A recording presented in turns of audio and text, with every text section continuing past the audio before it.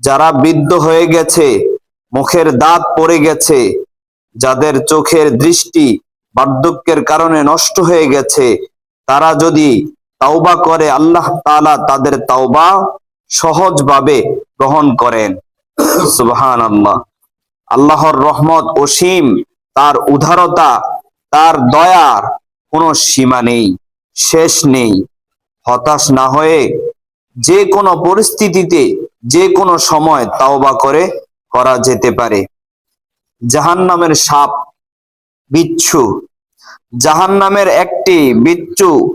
একটি সাপ যদি কাউকে একবার দংশন করে, 40 বছর পর্যন্ত সেই দংশনের যন্ত্রণা থাকবে। নাউজুবিল্লাহ। জাহান্নামী যন্ত্রণায় ছটফট করতে থাকবে, কেউ উদ্ধার করতে আসবে না। কোরআনে কারীমে বলা হয়েছে, ইয়াউমা ইয়াতাযাক্কারুল ইনসানু মা সাআ ওয়া বুররিজাতিল জাহিমু লিমান ইয়ারা। অর্থাৎ মানুষ যা করেছে সেদিন তা সে স্মরণ করবে এবং প্রকাশ করা হবে জাহান্নাম দর্শকদের জন্য। খাজা কুতুবউদ্দিন বখতিয়ার কাকি রহমতুল্লাহি আলাইহি এর কারামত। বখতিয়ার কাকি রহমতুল্লাহি আলাইহি মা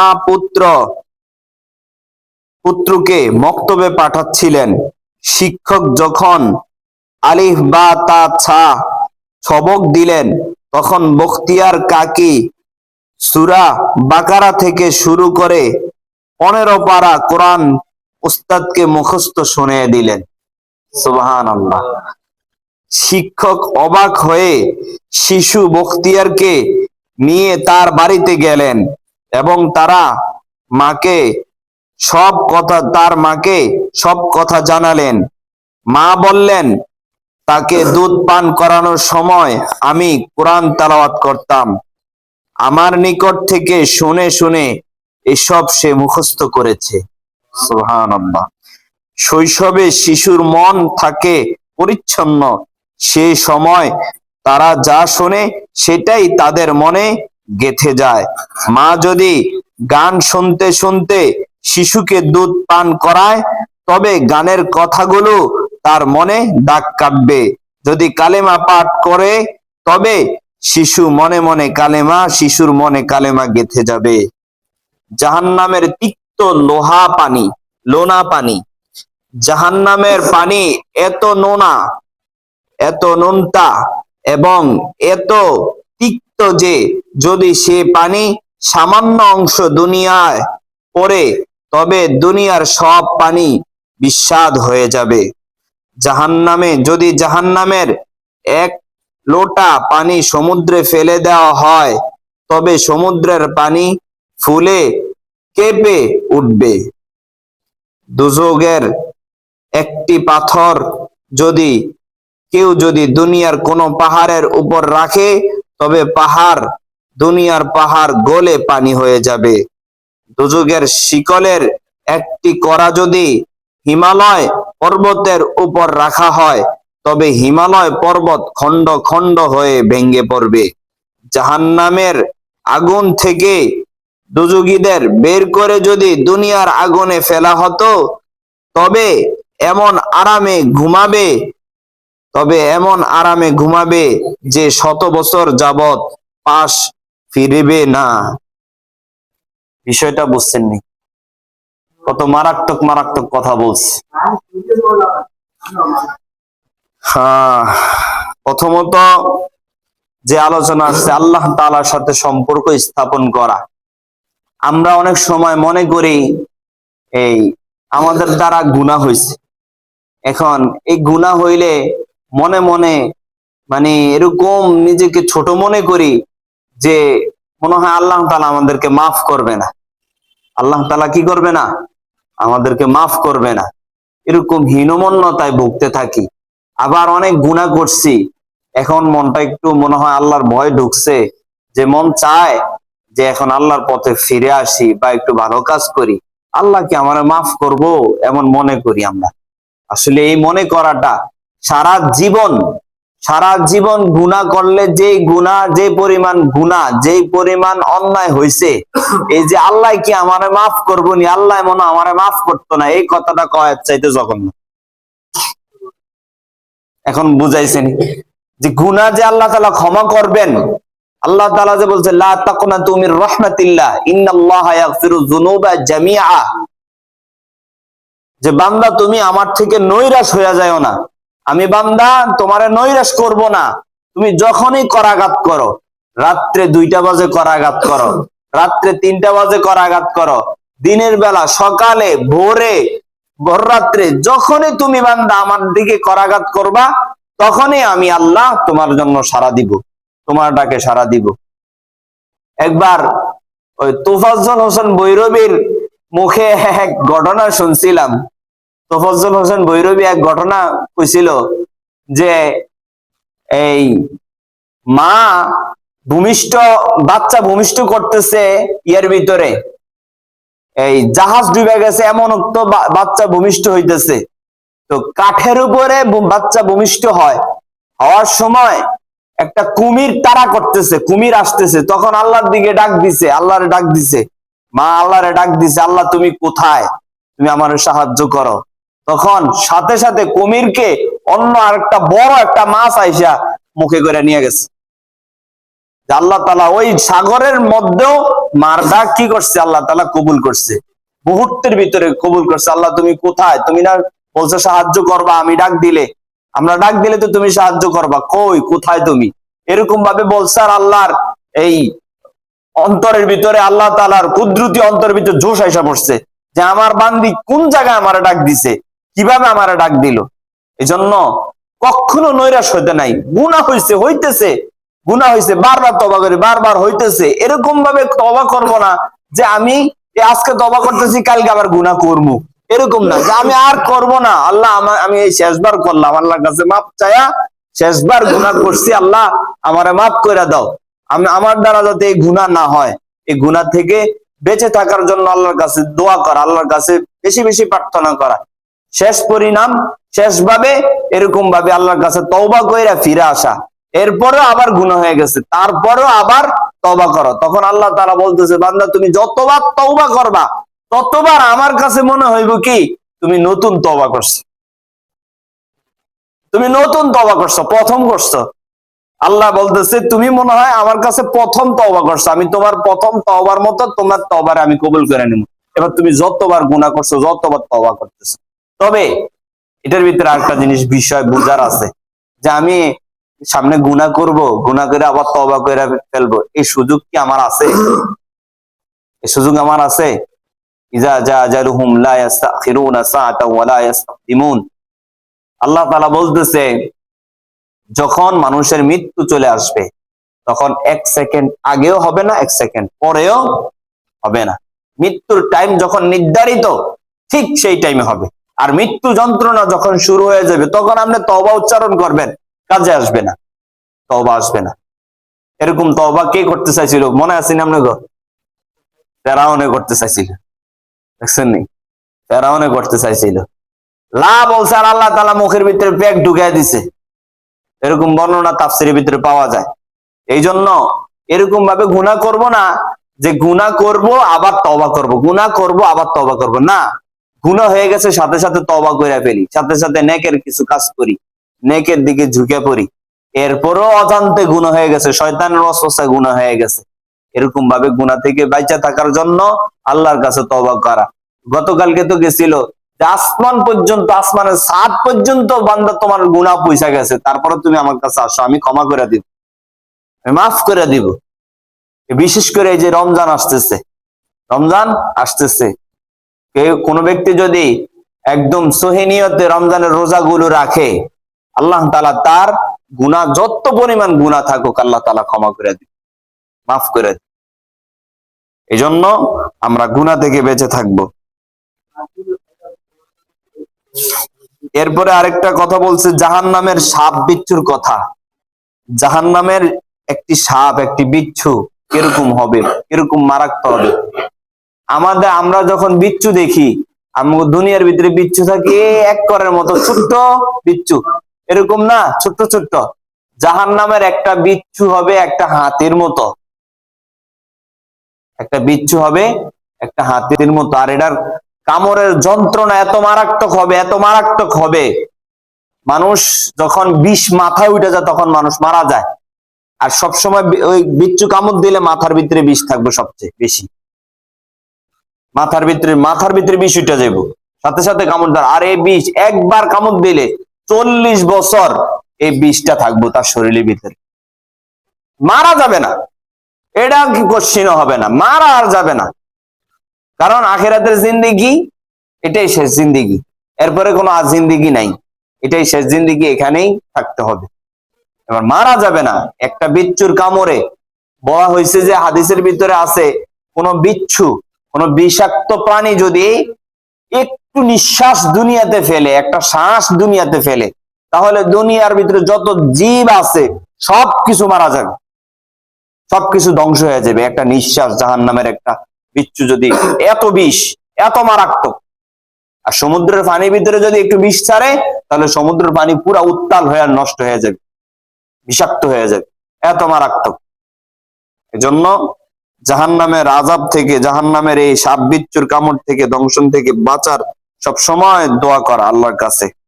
আর খাজা কুতুবউদ্দিন কাকির ঘটনা, উনি ভারতের অনেক বড় একজন আল্লাহওয়ালা ছিলেন। ওনার নামে কুতুব মিনার নামে একটা কুতুব আছে ভারতে, অনেক বড়, এখনো আছে। ওনার অনেক বড় ইতিহাস আছে। এর ভিতরে ছোট্ট একটা ইতিহাস আমি বলি। খাজা কুতুবউদ্দিন কাকি রহমতুল্লাহ আলাই, তিনি যখন মারা যাবেন এর আগে তার এই সাথীদেরকে ডাকছে, মুরিদদেরকে ডাকছে, ডাইকা বলতেছে, আমি তো মারা যাব, আমার তো সময় শেষের দিকে মনে হয় আমি মারা যাব, তবে আমার জানাজাটা কে পড়াবে, কিভাবে দাফন দিবে, কিভাবে কি করবে সেটা আমি বলতেছি, যে কে আমার জানাজাটা পড়াবে।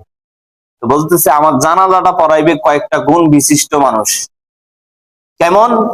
যার কখনো আসরের নামাজের পূর্বে সুন্নত ছুটে না।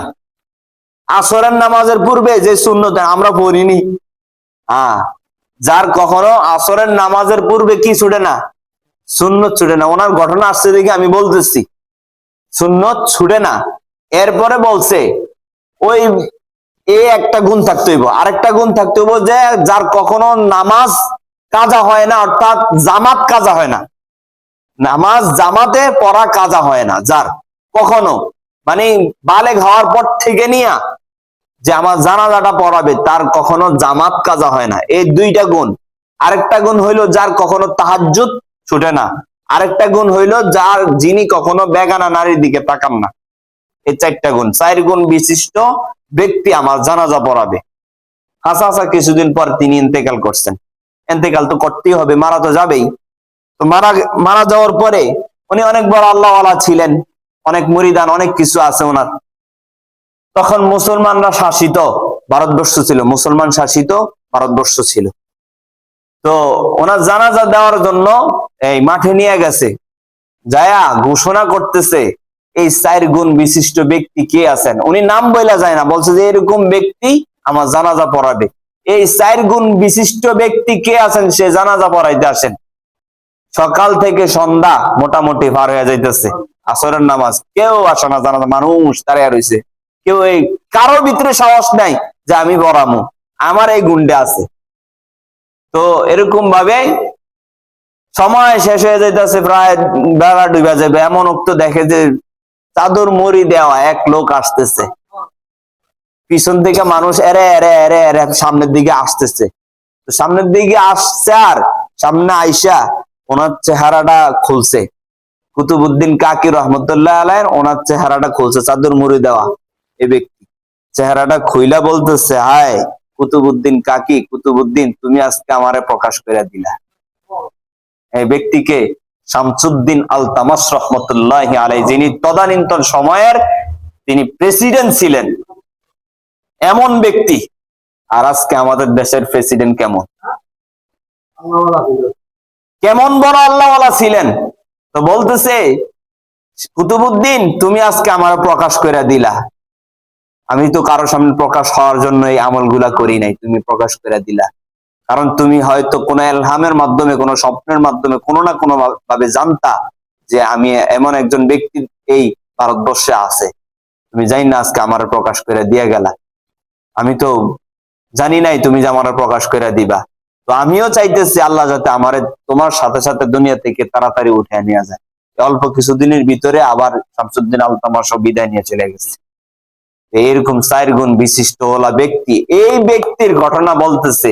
এই ব্যক্তির যখন বক্তব্য দিছে বক্তব্য দিছে হুজুরের কাছে কোরআন শরীফ পড়ার জন্য, এই কুতুবউদ্দিন কাকিরে বক্তব্য দিছে কোরআন শরীফ পড়ার মানে আলিফ বাতা পড়ানো, আলিফ বাতা পড়তেছে, হাতে কোরআন শরীফ 15 পারা শোনায় লাইছে, হুজুরে শোনায় লাইছে 15 পারা কোরআন শরীফ শোনায় লাইছে। পরে হুজুরে তো অবাক, সবাই অবাক, কি ব্যাপার, এই ছেলে কেমনে এরকম ভাবে কোরআন শরীফ মুখস্থ করলো, কোরআন শরীফ পারে।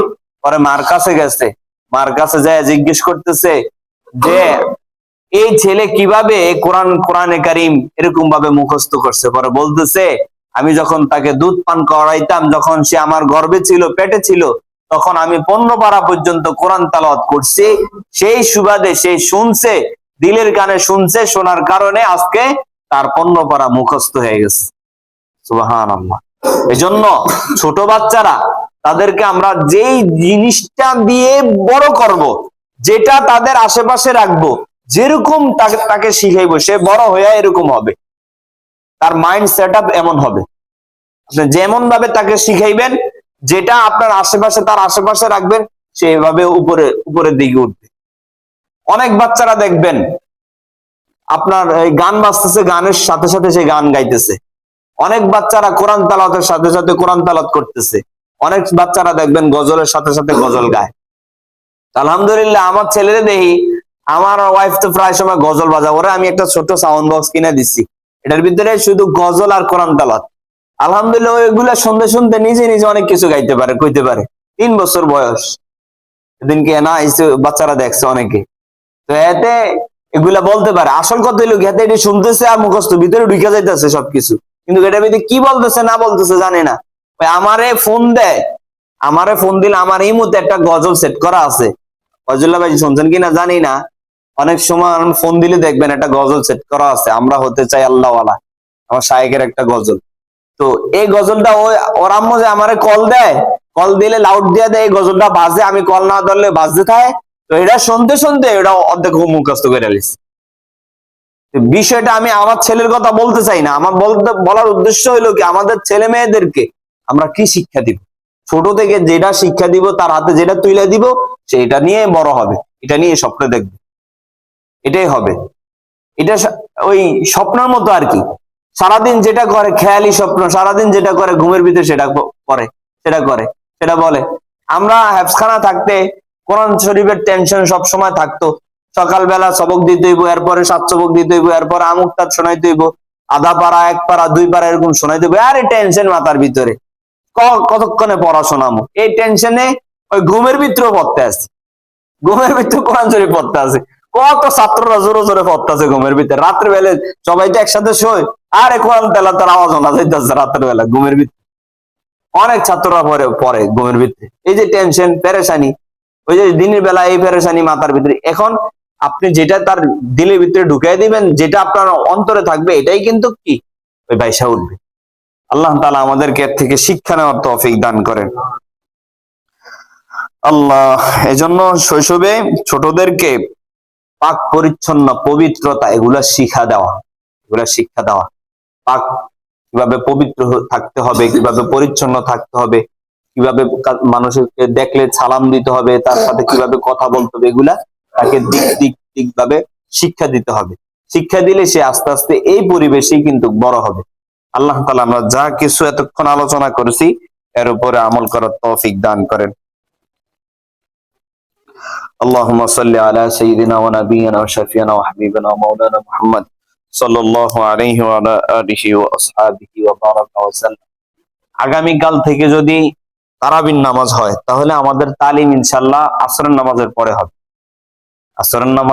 পরে হবে ইনশাআল্লাহ। হইতে পারে যদি আজকে সৌদি আরবে চাঁদ দেখা যায়, এই তো কিছুক্ষণ পরে প্রকাশ হবে, সৌদি আরবে চাঁদ দেখা গেলে তো আগামীকালকে আমাদের দেশে হওয়ার সম্ভাবনাটা বেশি, যদি আল্লাহ তাআলা কবুল করে রাখে। 29 মাস গেলে আগামী কালকে থেকে আমাদের এখানে তারাবি শুরু হবে। اللهم صل على سيدنا ونبينا وشفينا وحبيبنا ومولانا محمد صلى الله عليه وعلى آله وأصحابه وبارك وسلم. أستغفر الله الذي لا إله إلا هو الحي القيوم وأتوب إليه لا حول ولا قوة إلا بالله العلي العظيم. অনেকে দোয়া চাইছেন, আল্লাহর কাছে দোয়া করি। বিশেষ করে ফয়জুল্লাহ ভাই অসুস্থতার ভিতরে আছেন, ওনার জন্য আমরা দোয়া করব। আরো অনেকেই আমাদের কাছে দ্বারে আসেন, অনেকে অনেক বিপদ আপদের ভিতরে থাকেন। আল্লাহ তাআলা সকলকে সবাইকে ঠিকঠাক মতো সুস্থতার জিন্দেগি নসিব করেন। আলহামদুলিল্লাহি রাব্বিল আলামিন ওয়াল আকিবাতু লিল মুত্তাকিন ওয়াস সালাতু ওয়াস সালামু আলা সাইয়্যিদিল আমবিয়া ওয়াল মুরসালিন। ربنا ظلمنا أنفسنا وإن لم تغفر لنا وترحمنا لنكونن من الخاسرين. ربنا آتنا في الدنيا حسنة وفي الآخرة حسنة وقنا عذاب النار. رب ارحمهما كما ربياني صغيرا وقل رب ارحمهما كما ربياني صغيرا. اے موলাই کریم আল্লাহ, হে আল্লাহ আপনি আমাদেরকে ক্ষমা করে দেন। হে আল্লাহ আমাদের জিন্দেগীর সকল গুনাহ খাতাগুলি maaf করে দেন। হে আল্লাহ আমাদের সমস্ত অঙ্গ প্রত্যঙ্গের গুনাহ খাতাগুলি maaf করে দেন। হে আল্লাহ আমাদের অঙ্গ প্রত্যঙ্গকে হে আল্লাহ গুনাহের কথা ভুলাইয়া দেন। হে আল্লাহ আমলনামা থেকে গুনাহের কথা মুছে দেন। হে আল্লাহ জমিনকে ভুলাইয়া দেন। হে আল্লাহ ফেরেশতাদেরকে ভুলাইয়া দেন। হে আল্লাহ আপনি আমাদের গুনার কথাগুলোকে হে আল্লাহ গোপন রেখে হে আল্লাহ আমাদেরকে ক্ষমা করে দেন। হে আল্লাহ আমাদেরকে ক্ষমা করে দেন। হে আল্লাহ আমাদেরকে ক্ষমা করে দেন। হে আল্লাহ আমাদেরকে কবুল ফরমান। হে আল্লাহ আমাদেরকে কবুল ফরমান। হে আল্লাহ আমাদেরকে আমলে জিন্দেগি হিসাবে হে আল্লাহ আমাদের জিন্দেগিকে কবুল ফরমান। হে আল্লাহ আমাদেরকে নেককার হিসাবে কবুল ফরমান। হে আল্লাহ আমাদেরকে তাকওয়াবান হিসাবে কবুল ফরমান। হে আল্লাহ আমাদেরকে তাকওয়ার জিন্দেগি নসিব করেন। হে আল্লাহ আমাদেরকে সুন্নতি জিন্দেগি নসিব করেন। হে আল্লাহ আমাদের টুটাফাটা নেক আমলগুলোকে কবুল ফরমান। হে আল্লাহ আমরা যা কিছু পড়েছি, যা কিছু শুনেছি মাওলা, হে আল্লাহ আপনি আমাদেরকে এই অনুযায়ী আমল করার তৌফিক দান করেন। হে আল্লাহ আমাদের জিন্দেগিকে সাজানোর তৌফিক দান করেন। হে আল্লাহ আমরা যাতে হে আল্লাহ কোন গুনাহের দ্বারের কাছেও যাতে না যাই, হে আল্লাহ সেই তৌফিক হিম্মত আমাদেরকে নসিব করেন। হে আল্লাহ আমাদেরকে আল্লাহ ওয়ালা বানায়া দেন। হে আল্লাহ আপনার গোলামি বেশি বেশি করে করবার তৌফিক দান করেন। হে আল্লাহ আমাদের পিতা মাতাদেরকে maaf করে দেন। হে আল্লাহ সকলকে হেদায়েত নসিব করেন। হে আল্লাহ উম্মতে মুহাম্মাদীকে হেদায়েত দিয়া দেন। হে আল্লাহ উম্মতে মুসলিমাকে ক্ষমা করে দেন। হে আল্লাহ আমাদেরকে ক্ষমা করে দেন। হে আল্লাহ আমাদের আত্মীয় স্বজন যে যেখানে যে অবস্থাতে আছে আল্লাহ সবাইকে ভালো রাখিয়েন মাওলা। হে আল্লাহ আমাদের মধ্যে যারা অসুস্থ আল্লাহ সবাইকে পরিপূর্ণ শিফায়ে কামিলা আজিলা নসিব করেন। হে আল্লাহ বিশেষ করে আল্লাহ ফয়জুল্লাহ ভাই অনেক অসুস্থ, হে আল্লাহ তিনাকে পরিপূর্ণ শিফা দান করেন। হে আল্লাহ সুস্থতার জিন্দেগি নসিব করেন। হে আল্লাহ আবারও হে আল্লাহ যাতে কর্ম করে চলতে পারে সেই তৌফিক দান করেন। হে আল্লাহ সেই শক্তি তার শরীরে দান করেন।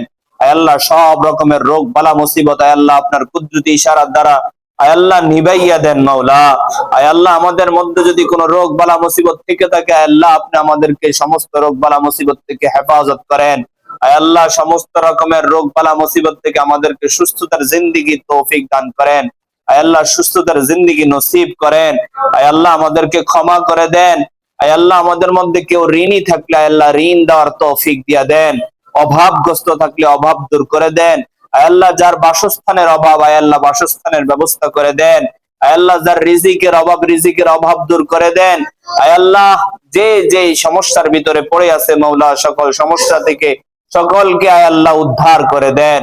হে আল্লাহ আমার এক বাগিনা হে আল্লাহ তার চাকরি নাই, হে আল্লাহ তার চাকরির ব্যবস্থা করে দেন। হে আল্লাহ তার মা বারবার দোয়া চায় হে আল্লাহ, হে আল্লাহ তাকে একটা ভালো চাকরির ব্যবস্থা করে দেন। হে আল্লাহ মাদ্রাসাতে অনেক সময় অনেক দান করে হে আল্লাহ সকলের দানকে কবুল করে নেন। হে আল্লাহ আমাদের ছাত্র উস্তাদ কমিটি সকলকে কবুল করেন। হে আল্লাহ মুসল্লিদেরকে কবুল করেন। হে আল্লাহ যুবক ভাইদেরকে কবুল করেন।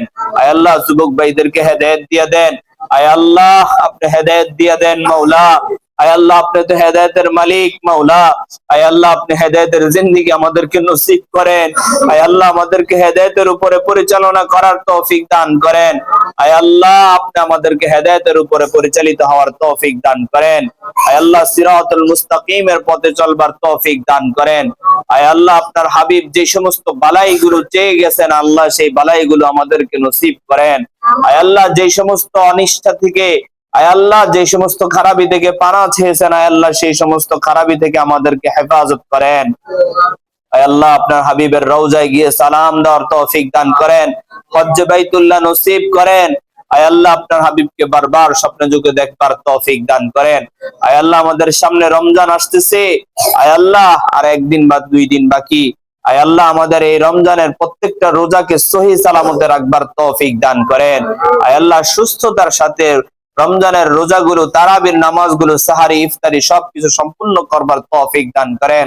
হালাল ইফতার করার তৌফিক দান করেন, হালাল সাহারি খাওয়ার তৌফিক দান করেন। আয় আল্লাহ হালাল ভাবে আপনার ইবাদত করার তৌফিক দান করেন। আয় আল্লাহ আমাদেরকে কবুল ফরমান। আয় আল্লাহ আমাদের মুনাজাতকে আপনার হাবিবের তোফায়েলে কবুল ফরমান। সুবহান রাব্বিকা রাব্বিল ইজ্জাতি আম্মা ইয়াসিফুন ওয়া সালামুন আলাল মুরসালিন ওয়ালহামদুলিল্লাহি রাব্বিল আলামিন।